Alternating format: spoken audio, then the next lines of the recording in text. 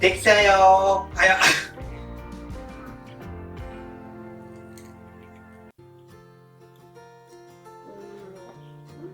あ、もうことんの。あ。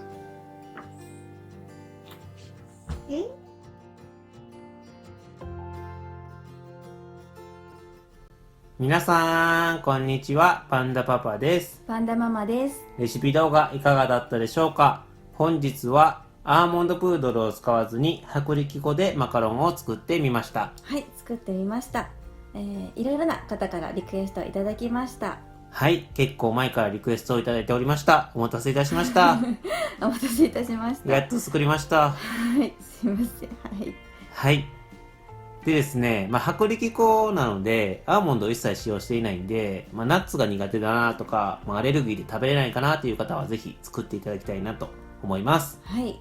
あとはですね、マカロン作りを最近始めて、今練習中ですっていう方にもおすすめですね。そうですね。はい。やっぱりアーモンドプードル高いと思うんで、薄力粉だと結構節約になるんで、そうですね。はい。初めのうちは薄力粉で練習していただければなと思います。はい、思います。でですね、アーモンドプードルを使った時と、一番大きく違うなって思うところは、マカロナージュの回数ですね。薄力粉の方がもうすごく泡が潰れやすいので、マカロナージュは非常に少なくて OK って感じですね。そうですね。はい。はい。動画内もほとんどしてないと思うので、マカロナージュの練習にはならないかもしれないですけど、それ以外の工程の練習にはなるとは思うので、マカロナージュを少なめにして、作っていただければなと思います。はい。生地は実際絞ってみると、アーモンドプードルを使ったものよりはちょっと光沢があるような感じですかね。そういう風になるかもしれないですけど、そこは全然気にせず言っていただければな。はい、乾燥していただければなと思うので。はい。はい。で、味は結構いい感じでしたね、思ったより。そうですね。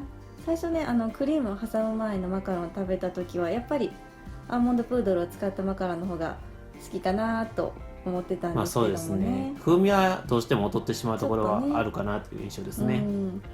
でもクリームね挟んでしまうともうマカロンでしたよね。そうですね。クリーム挟んで、しばらく置いてなじませて食べてみると、もう全然マカロンって感じでしたね。ねえ、もうこれでいいんじゃないかなってこれからこのマカロンでいいんじゃないかなって思いましたよね。結構安くできるので、なかなかいいかなって思っております。はい。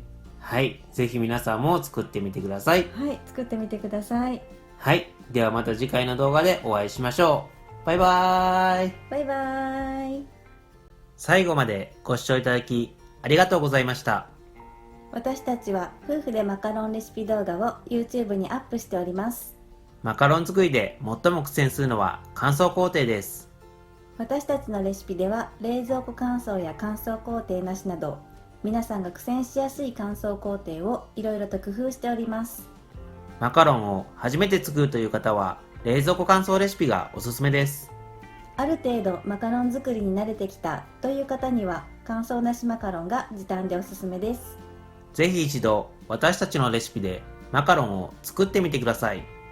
初めて成功しましたというコメントを多くいただいております。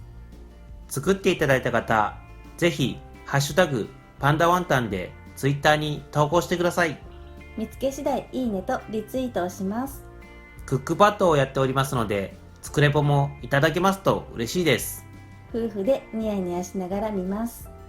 ツイッターやクックパッド以外にもインスタやブログもやっております。そちらもよろしくお願いいたします。よろしくお願いいたします。